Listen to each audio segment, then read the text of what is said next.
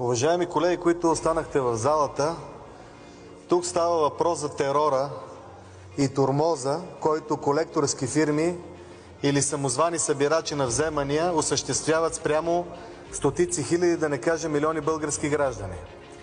И тъй като закона за фалита на физически лица все още не е готов, и тъй като години наред няма никаква правна норма, която да гарантира, че заплахите, много често счупене на крака, с отвличане на деца, злепоставянето пред работодателите, обидите, унижението, лепенето на уронващи доброто име и престижа съобщения да бъдат криминализирани, ние сме приели две много малки изменения в Наказателния кодекс, които се надяваме да дадат една сигурност на многото милиони, даже мога да кажа длъжници в България, че спрямо тях няма да се подхожда като от престъпни групи. Защото особено това Свети Георги Груп, това е престъпна група, която се занимава с събиране на вземания, финансирана от Българска банка за развитие и говорейки се под сурдинка в обществото, че е на Пеевски. А ако не подкрепите на първо четене такова нещо, това означава, че ние заедно с вас се изправяме срещу българския народ. Госпожа Александрова, защо в Правна комисия не намерихте 2 месеца да вкарате това елементарно изменение на закона? И какъв е вашия мотив? Много държа вие да ми кажете, против ли сте това да се криминализират такива действия на събирачи на вземания, много често криминален контингент, спрямо длъжниците? Защото да си длъжник не е престъпление. А в България е равносилно, когато си длъжник, означава, че ти до живот се страхуваш за себе си, за семейството си и не съществува към момента ред, с който да ти отпадне тази тежест. Много ми е мъчно, че огромна част от българските народни представители напуснаха залата точно в обсъждането на този законопроект. Надявам се те да не знаят какво правят. Сигурен съм, че не знаят какво правят. Защото ако има смислени закони, те трябва да са в защита на хората. Не може омбудсмана да получава сигнали за натиск, обиди, заплахи, престъпления по други състави на Наказателния кодекс и полицията да казва, ние не ги преследваме.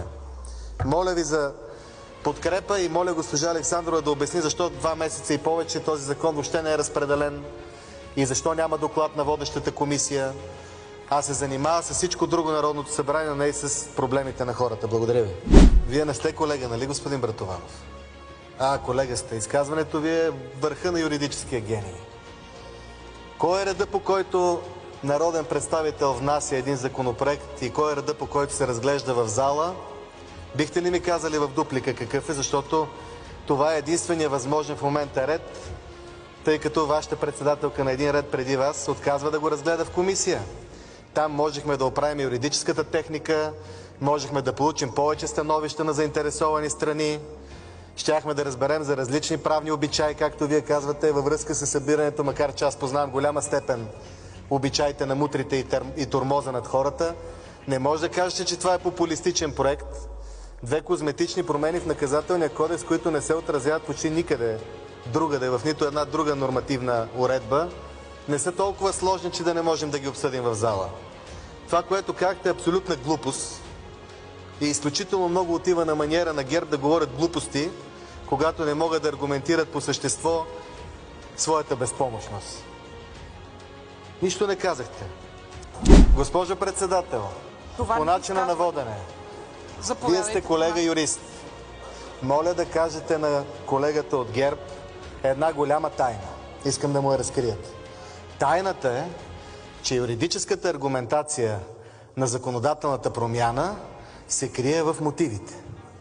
Там е скрито мотивировката на политическа партия МЕЧ да депозира законопроекта. Освен това, в 2 изменения, които сме предвидели в Наказателния кодекс, сме приложили юридическа техника, която отговаря на наказателното право, но това наказателно право регулира частно-правни отношения в гражданското право. За това са свързани. Да обяснявате на колегите, които са завършили някакви пуцове тук и излизат, че с меч шега не бива.